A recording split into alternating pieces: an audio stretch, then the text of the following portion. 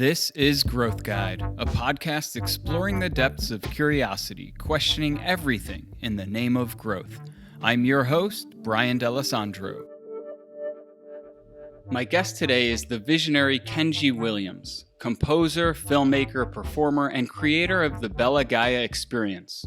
Bella Gaia is an immersive performance unlike any other that you've ever seen.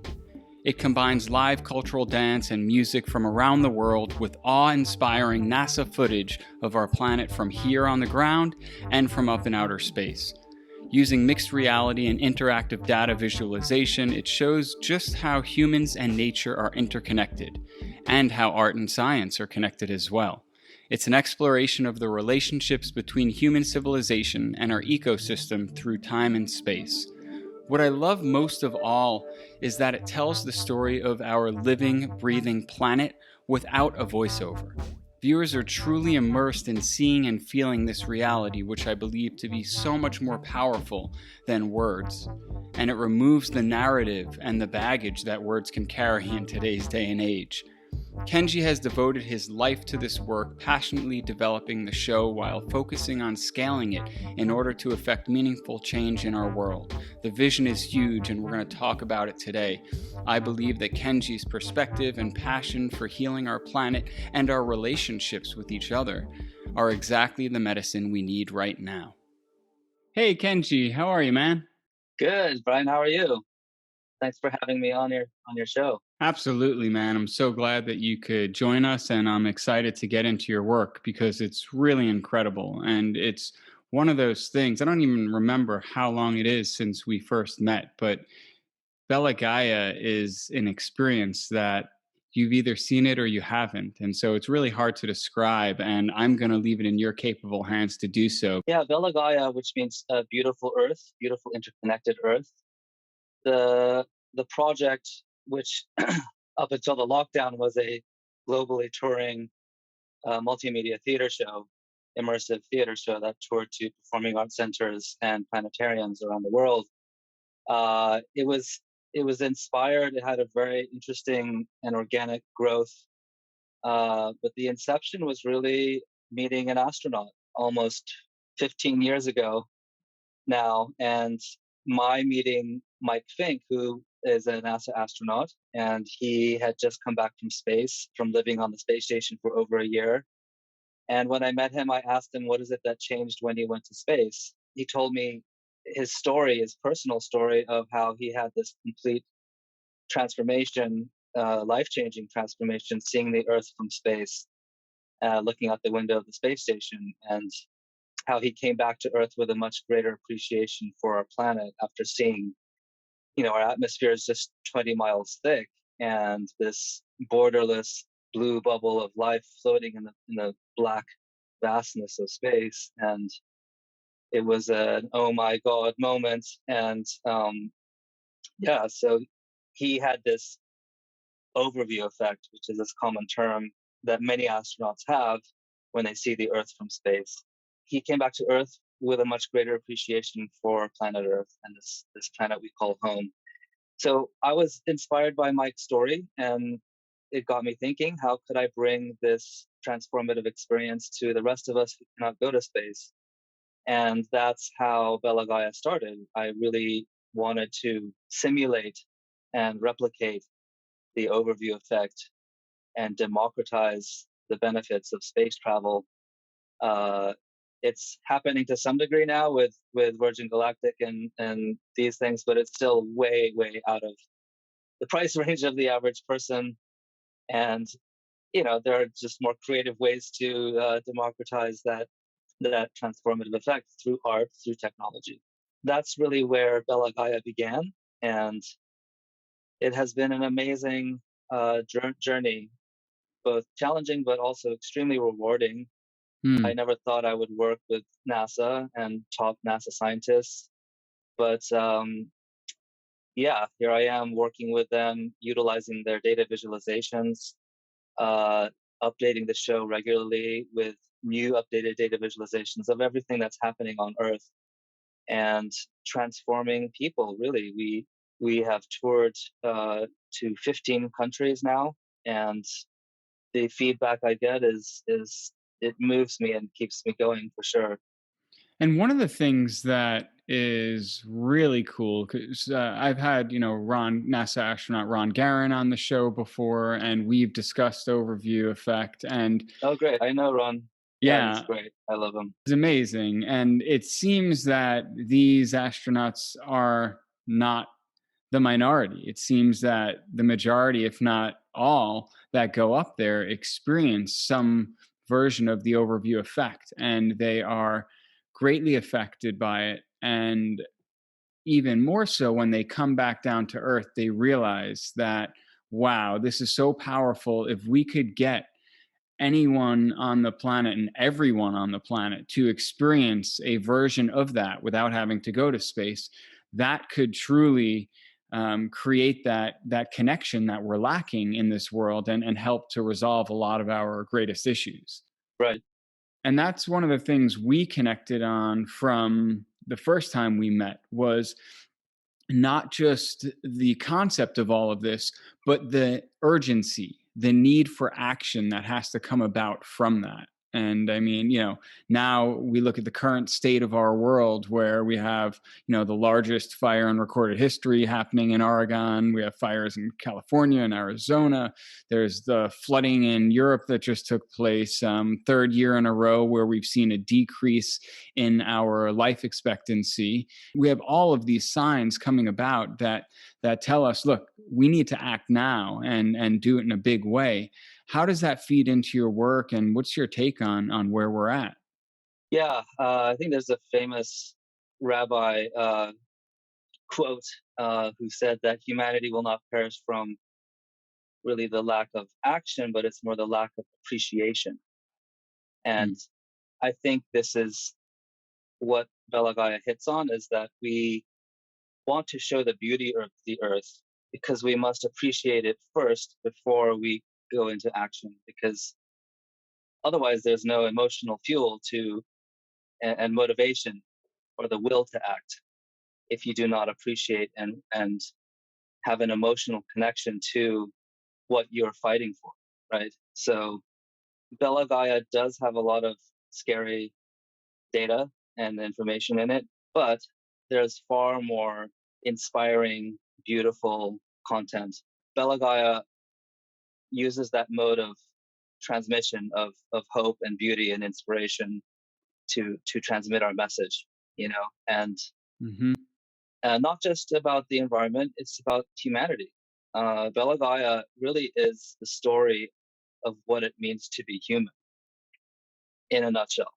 It's not just about climate change or the environment, it's about humans' relationship to the biosphere and the universe. So it's a much bigger context that I think is missing, from a lot of the environmental messaging and all this, because we obviously live on this planet, and a lot of what we're fighting for is our quality of life.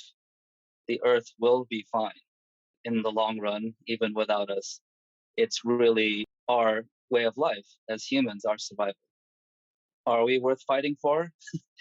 I believe yes. And so we must also celebrate the beauty of humanity so that we can celebrate our creativity and our potential, our human potential, and to understand what it means to be human. In my future plans for Bella Gaia, I want to get into more things like artificial intelligence Mm. and, body sovereignty and consciousness sovereignty, uh, the ability to think for yourself. These are the things that make us human, right? And COVID has completely like blown that out into the forefront. So as I write my scripts for Bella Gaia's future, this kind of stuff really wants to become more part of the mix. I mean, Bella Gaia touches on many, many different topics about humanity and the biosphere and stuff like that, but I certainly want to make it more prominent in the story. Yeah, I want to get into that, but before we do, I want to just jump back to a really important aspect of how you've chosen to tell this story. because as you speak about this being really about the survival of humans and humanity's relationship to each other and the world, you've chosen to tell this story without a dialogue. You use information, you use statistics and facts, but you don't have somebody's voice or even language cluttering the message. And I think this is something, when I look at the systemic issue we're suffering from, we've lost such an appreciation and a value of the arts, of the visual arts, of music, of dance, and you weave all of these together. And the thing about arts are that they're transformative. They truly shift our state of being and allow us to connect with something on a much deeper level, right? When we're listening to language, words, they have baggage and it's processed through the mind where it's an intellectual endeavor. And don't get me wrong, there's nothing wrong with words. They're very effective. But when we're only dealing with those, and when we're living in a time where so few people are actually open to listening and hearing what someone has to say and maybe even changing their position. You Right. chose a very intentional way to tell that story. Can you touch on that some more? Well, I proudly failed English in high school. So language has never been, at least I didn't think it was, my strong point. And I had a very multicultural upbringing. My mother's Japanese, my dad is Welsh. So I had Japanese, English. I spoke two other languages and spent time, very luckily, growing up in different countries around the world. So I always felt like spoken words were limiting. And and then because I was very serious about music, started violin when I was 6 years old, and then got into composition in high school, and then on to film school and creating soundtracks in university. Music, sounds cliche, but it is the universal language, and it really does speak to everybody. And it obviously opens the right side of the brain that is really the entry point for any kind of engagement, whether it is artistic or whether it's cognitive. I think even learning and neuroscience has proven that you have to engage both sides of the brain in order for any sort of cognitive retention. So that's the modality of Bella Gaia. There's no narrator. There's only very poetic uh, samples of astronauts and their thoughts from space. Profound, profound quotes from astronauts, and with music and visual, and it's an immersive experience. You're really taken on a journey through time and space, through different cultures.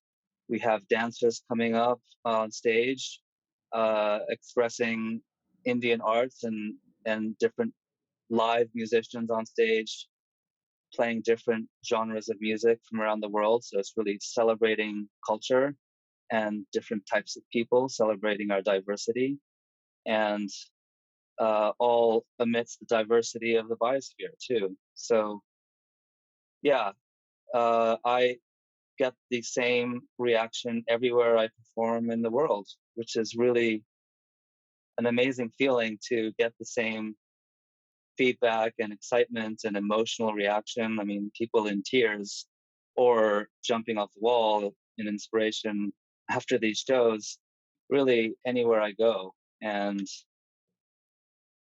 many people are also without words in how deeply they're moved. Many people have changed their lives in sort of decisions they've made, and they expressed to me after the show, but decisions they made during the show on serious life change paths and stuff like this. So Are there any you want to share? I mean, this girl saying she was contemplating whether she should major in biology and or not, and so with Bella Gaia, she came to me after the show and said, I've decided I'm going to go for a degree in biology.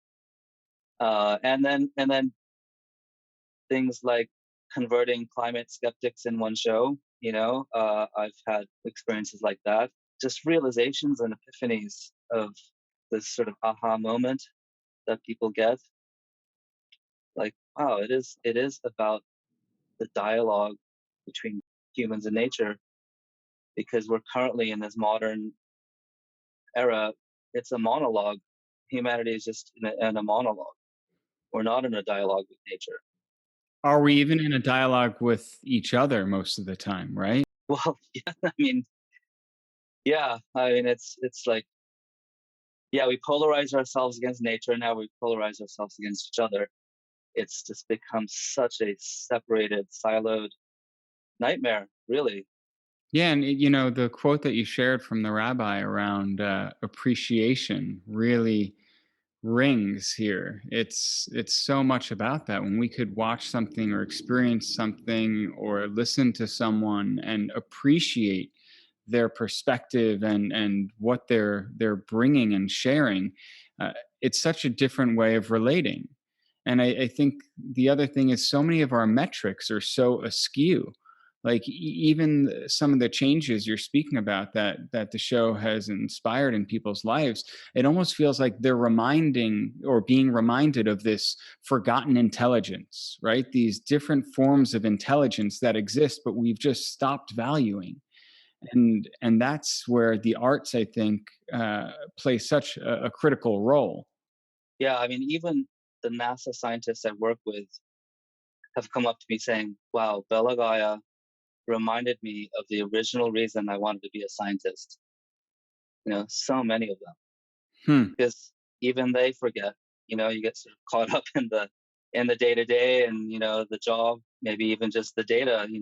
But it is the emotion, that is the driver of our actions and our decisions, and that is also abused, obviously, in politics as well. That is human nature, and I think to save the planet, we have to get smarter about how we mobilize people and how we communicate things that are important. We can't not be human. And so Bella Gaia is, yeah, it's a smarter form of marketing, so to speak, for the voice of the earth than traditional ways. And, scientists and environmental or whatever have been notoriously bad at communicating, and it also has been too fear ridden. People do get burnt out on the negative overwhelm and the sort of lack of agency. We have to remind humans of our own potential that's within ourselves. Hmm. And then jumping back to what you were bringing up around the importance of different types of intelligence and how we bring those to light with artificial intelligence, right? And consciousness. These are very, very big topics as science is entering into new areas and giving us new ways of relating to it and new technologies. So what's you said the next iteration is going to play more into these areas. What are some of the main themes there? Well, it'll only be one particular section of the show, but I mean, the general premise of AI, like any technology, that it is just a tool. So it ultimately always comes back down to the human and how we use it, and it has always been that way. I think that AI has a lot of great potential for humanity, but it also can be an extinction event. I want to jump in there because you said something that I, until pretty recently, firmly believed that technology, like any other tool, was neutral by design. It's how it's wielded that determines, right, its use in the world. But I was watching the documentary, The Social Dilemma. I don't know if you saw it. I did see that, yes. And I forget the guy's name, but he was talking about this exact same idea.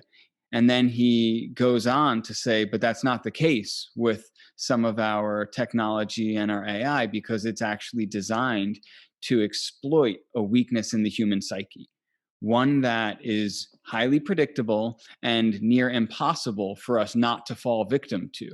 So the question is, when you start having intelligence that has its own agenda and has its way to manipulate the outcome, then the technology is no longer neutral. It's got. Well, but look at the why. Why is our social media, like a drug? It's to gather eyeballs to sell ads. Mhm. So it's the system of, maybe it's capitalism, but certainly the monopolies that are driving the need for endless growth Mhm. and more control. So as these technologies are coming online, which are infinitely more powerful and exponentially faster, how do we create some type of foundation of morals and values when there is such limited, if any, oversight from these large corporations? Unfortunately, I think we need a complete overhaul of our economic system.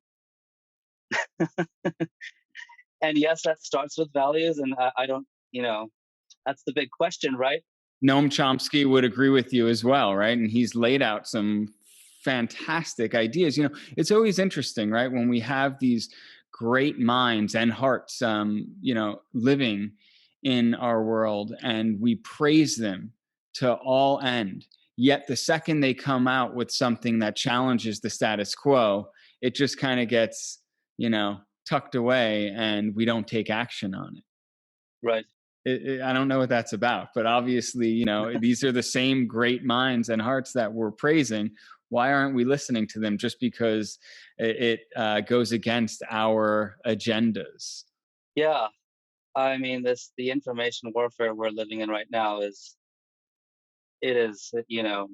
crazy. And so I think the core of the issue really is monopolies and control. On the other hand, I love, thinkers like Peter Thiel and, definitely free thinkers who want to redefine the idea of a monopoly, and that a monopoly is all about competence, and competent people, competent companies get rewarded. Um, but there's just something that mixed with the capitalist system that we have is destroying the human brain and destroying the planet at the same time. And it's its own animal in itself of more and more control. Mm-hmm. So still, I would say technology is still neutral, but it's all about control. Who is controlling that technology and for what means? And yeah, for what purpose? So because that is the motivating factor, the technology is built for those motivating factors. And so then yes, that technology is not good and is not neutral. But it's all made by humans. And so it always comes back to the human and the systems that we live in and operate in, which, I mean, certainly we can have our values which guide it, but it has to go hand in hand with organizing a completely different value system and a completely different economic system. And I know that decentralization, crypto is very hot and popular, but it's still very, very kind of abstract, and no one is organizing anything that I've seen that is of any merit or functionality other than, yes, we are starting grassroots. And maybe that's just what it is that is needed, is it will take time, and we need to grow this. The only way is to grow this grassroots. It cannot come from the top down. And just have to hope, like Bucky Fuller said, don't try to fight the system, but create a better system that becomes simply more useful and better and people will naturally gravitate towards it, and then the old system will fall away naturally.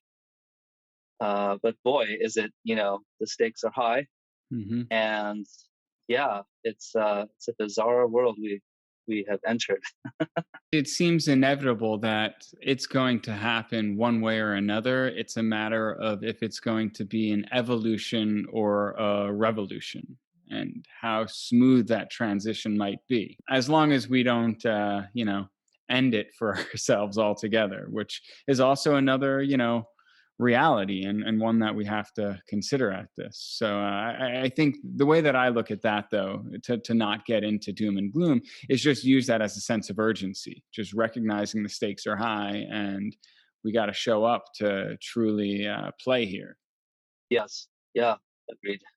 Going back to Bella Gaia, you've obviously created something very powerful and you've traveled around the world with it and seen the effects, but you've also had challenges in getting it to scale and getting it out to as many people as possible. I mean, I was recently stranded in Las Vegas for 10 days, which is probably 8.5 days longer than any human should ever be in Vegas, right? But there you see shows like Cirque du Soleil's O, which I can't help but think of Bella Gaia on that stage and being able to affect people even more interestingly in a place that is so fabricated and so make believe.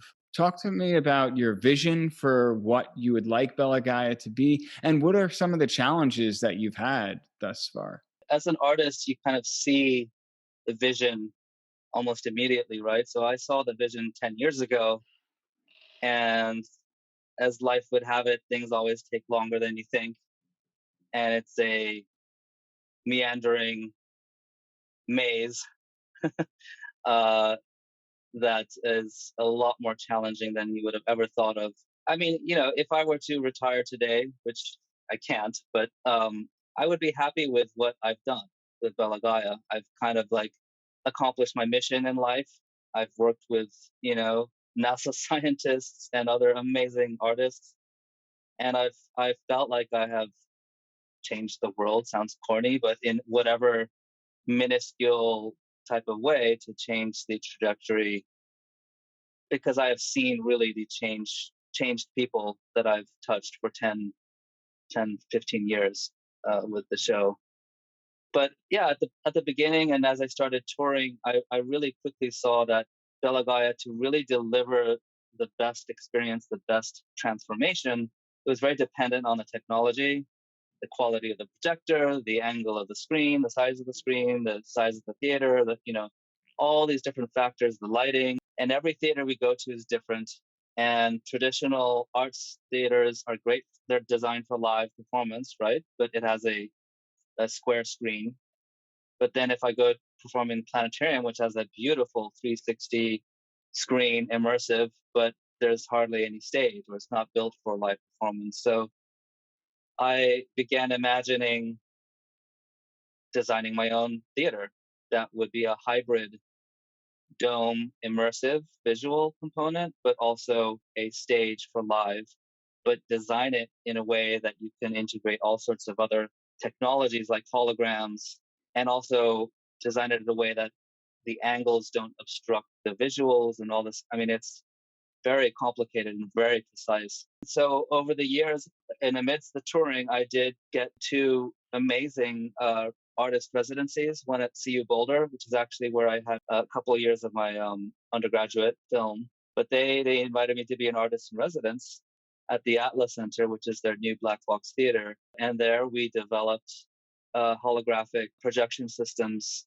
interacting with live dancers. And I worked with our choreographer Irina Akrilenko, and then CU Boulder professor Donna Mejia, and also my programming artist Gordy Cherny.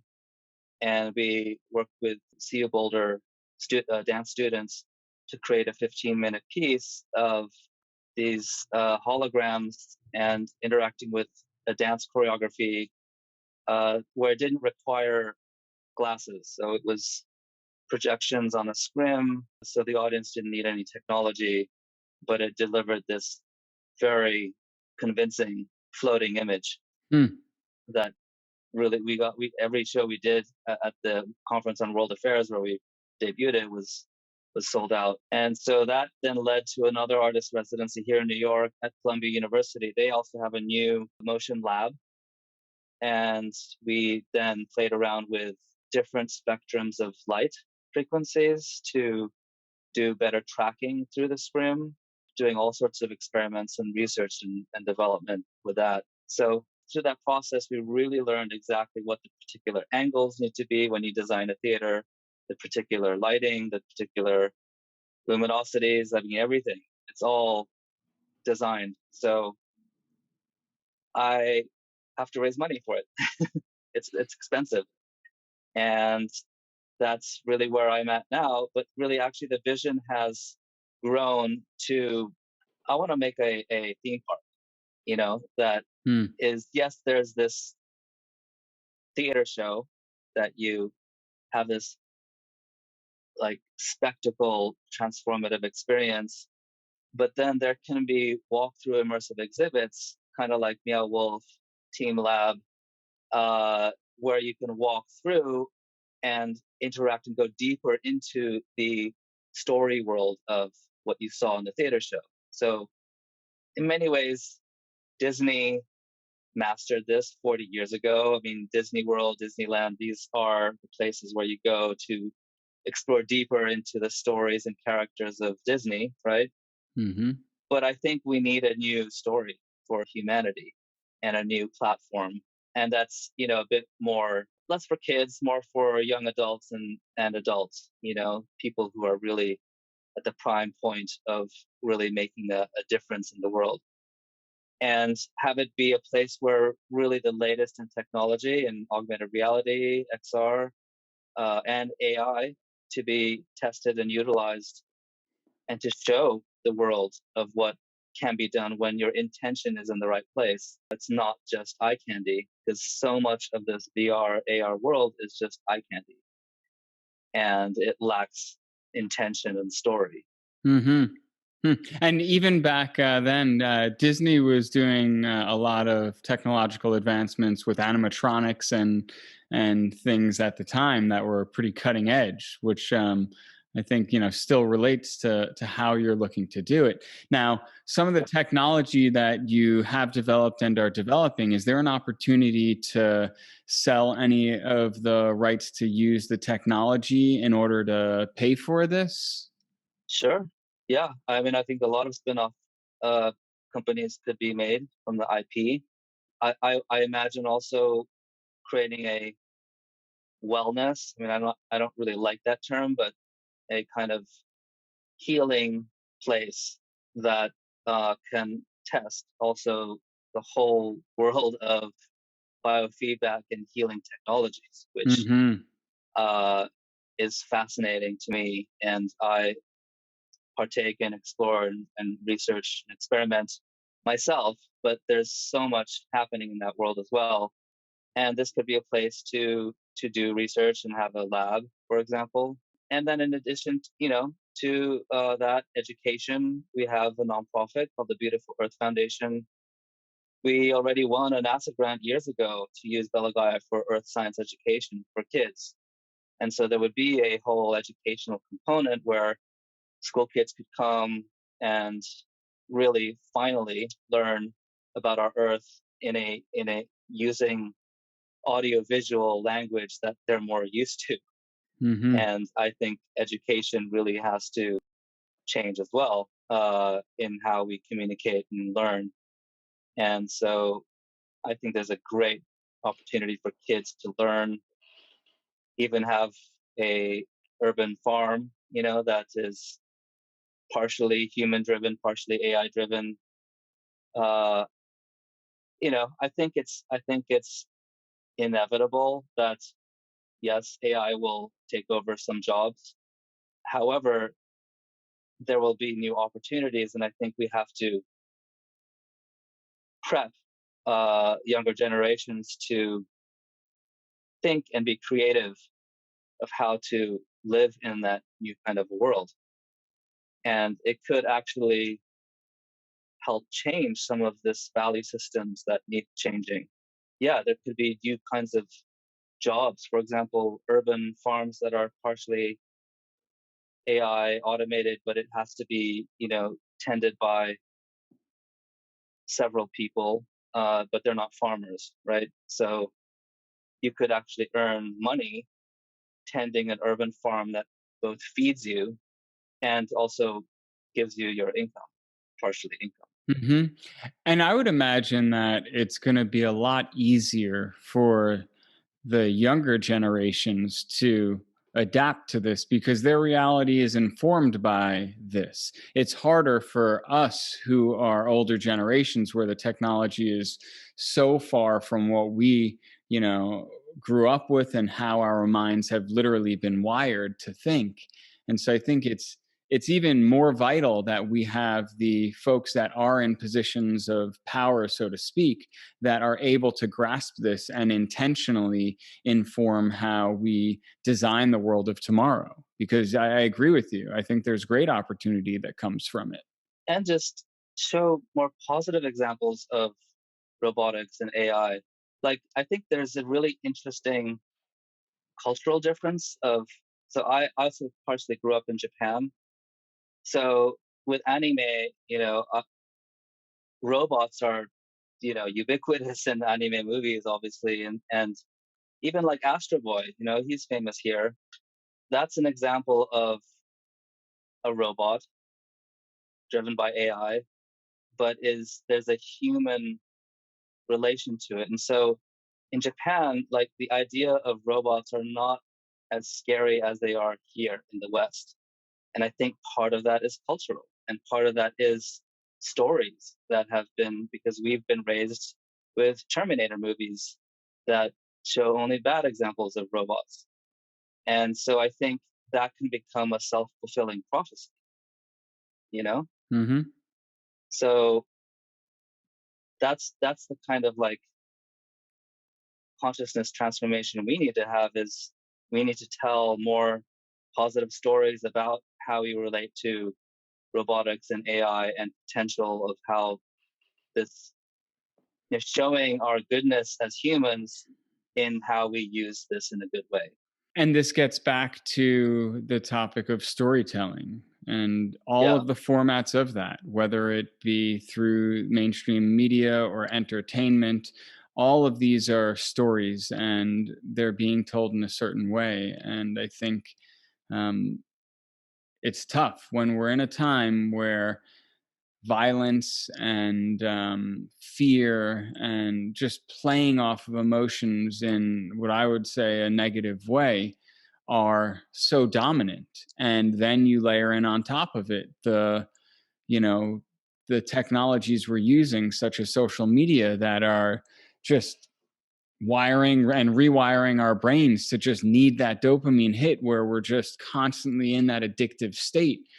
Our content is starting to inform our behavior like never before, and we start craving that.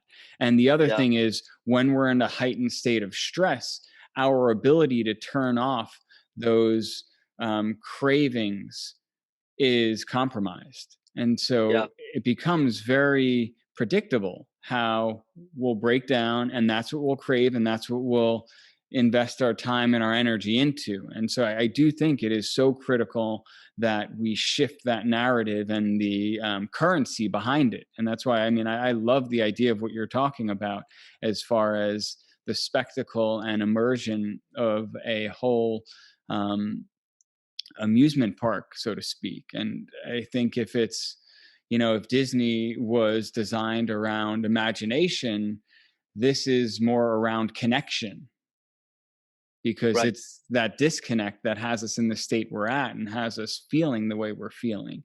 And right. man, the potential of that experience. I mean, I want to go there, right? It's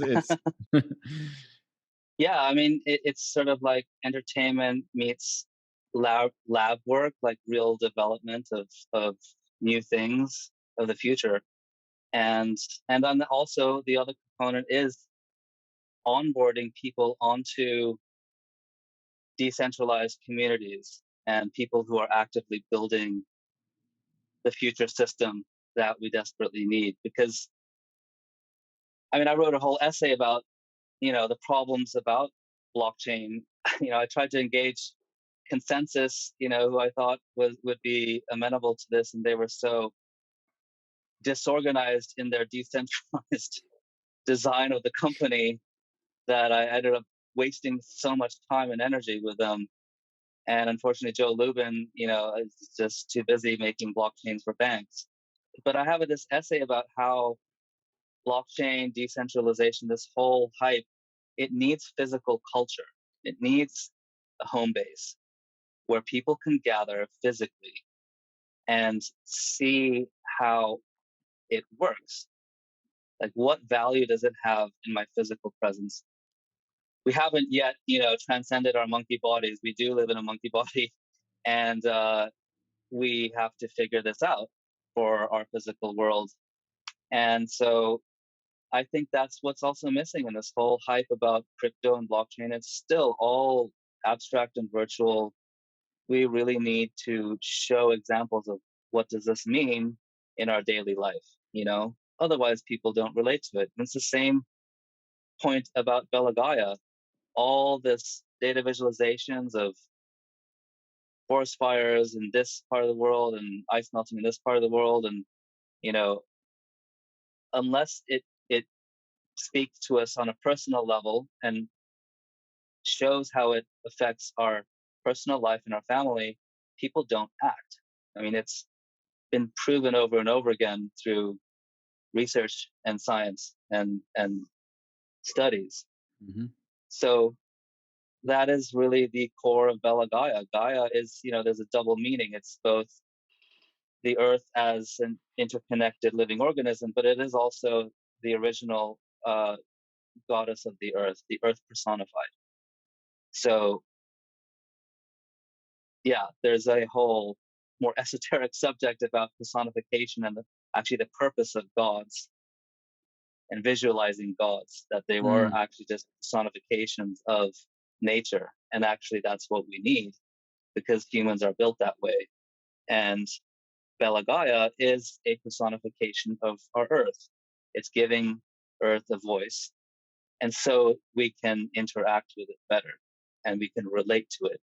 And Bella Gaia is about building our relationship with the planet and our biosphere and the universe. Because everything comes from relationship, right? Connection. Relationship is connection. Mm-hmm. You can't care for something you don't have a relationship to.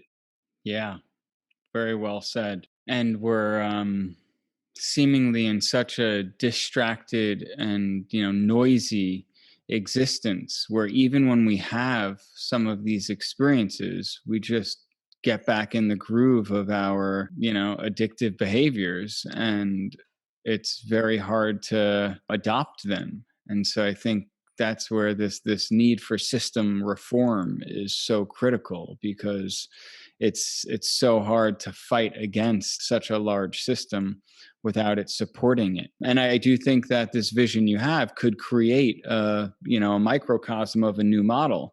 And I love the technology and the educational component that's brought into it, and even using it as a testing ground to explore Exactly. Yeah. Relationships in a healthy way and see where it ceases to be healthy, and modify based on that, other than just a capitalistic driver. And don't get me wrong, I'm not against capitalism, but I do think without very clear values or principles guiding the system, it is easily exploited. Exactly. Yeah. I mean, I don't claim to know all the answers and lay it out on a red carpet. This is all a moving target and needs experimentation and trial and error. And so this theme park would also be a living lab where we can test and try things and make them better. I mean, I think it would be extremely valuable, a valuable place to learn and experiment in like a living R&D slash business.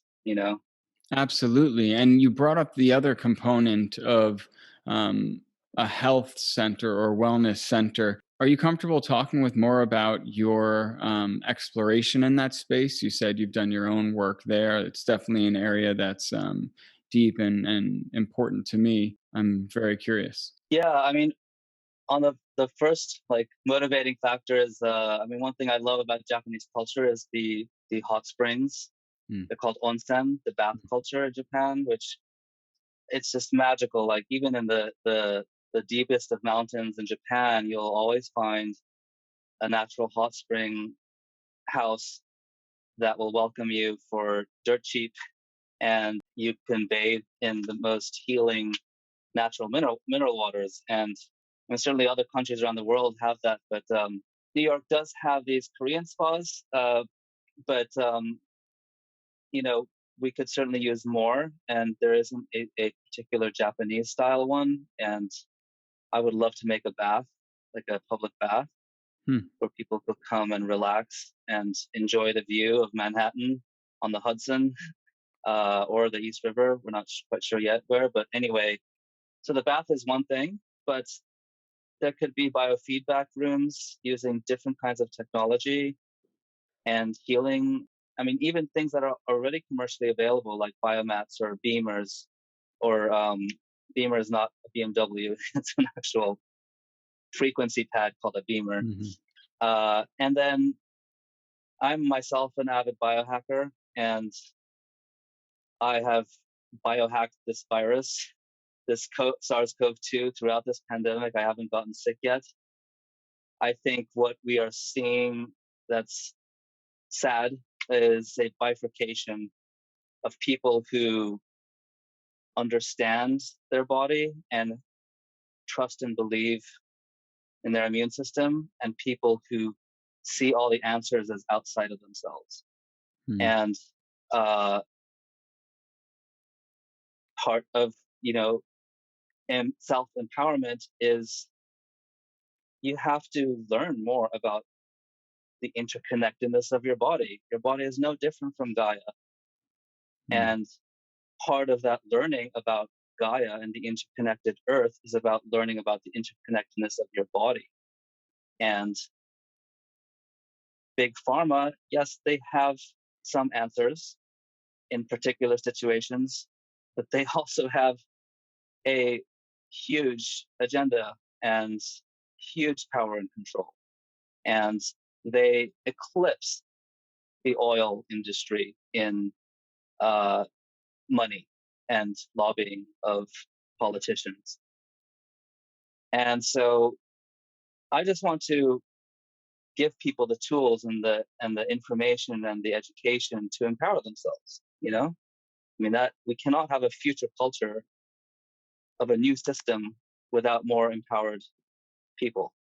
Well, and again, this sounds like it's the same exact theme you're talking about throughout Bella Gaia. It is about relationship, how to have healthy relationships with our body. I mean, immune system is something that's spoken about as this amorphous thing, and yet very few people have a relationship with their immune system where they're truly connected with it and they're caring for it. And Right, this means stress management, right? This means right. our consumption and having a healthy diet. This means having exercise so that our hormone balance is there. And then any, you know, Sleep. um, yeah, sleep, a huge one that and that Yeah. one is a really tricky one too, because all of the other issues compound to sabotage our. The addicting social media that keeps you up, and like, yeah, Yeah, yeah, all the screens and it's all connected. Yeah. yep, the overstimulation on all fronts, the overcaffeination, and all of these components. And so this shift in relationship to develop a healthy dialogue with our bodies allows it to do. And that's the beautiful thing. Our body is designed, well, primary function is to reproduce. In order to be able to reproduce, it has developed systems so that it's at homeostasis, that natural resting balanced place, as much of the time as possible. It doesn't mean that we don't have stress. It doesn't mean that we don't have inflammation or anxiety. These aren't bad things. These are actually helpful in order to bring us back to homeostasis. But it's when our bodies do not get the chance to come out of that fight or flight or sympathetic nervous system state that our Right. systems are just dealing with this compounding stress and dysfunction or dis-ease, and that systemically is what we're suffering from. So I wholeheartedly agree with your concept of a wellness center or a health center where it's healing people's relationship with their body and giving them the information and empowerment to be able to take control of their own health. Yes. Spot on, Brian. Yeah. And so, on that note, I'll shift to. I've spoken about this in another episode or two, but I recently, over this past year, got introduced to the ancient Japanese art of kototama. So it's very interesting because it's a sequence of sounds, and I believe, like Nikola Tesla said, if you want to, reveal the secrets of the universe, think in terms of energy and frequency and vibration. And I believe that sound has great healing abilities, whether it's us listening to beautiful music and just feeling a shift inside, or deeper vibrational frequencies that could be used to affect states in the body in a very calculated way. And we see a lot of these technologies coming about and amazing results. But with kototama, it is a sequence of sounds that an individual says to basically bring your body or even your chakras into harmony.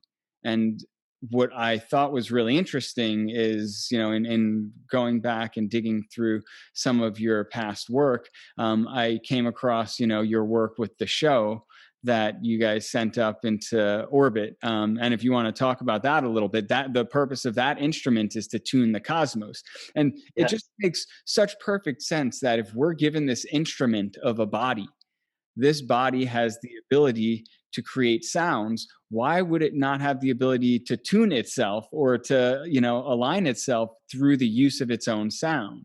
And so there's such a simple perfection in that. But can you talk a little bit about your work with the show and Koichi Wakata? And Yeah. So Koichi Wakata was the first Japanese commander of the space station, and I became friends with him over the years in Houston. He's based in Houston, Texas, uh, and he was a fan of Bella Gaia. Actually, one of his quotes are in the show. A beautiful quote about uh, humanity and nature and culture. Uh, sort of kind of quite similar to the Ken Wilber, you know, transcend but include the past and hmm, moving that into the future.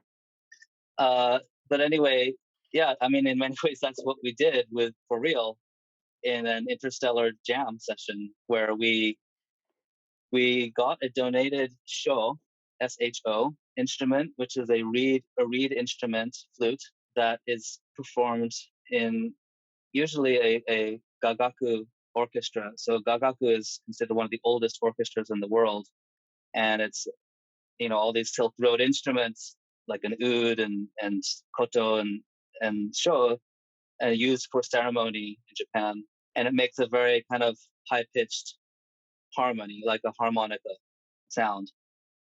And like you said, it is also used to tune the cosmos. And so it was always my dream to jam with a real astronaut orbiting in space. And so we proposed this idea to Koichi.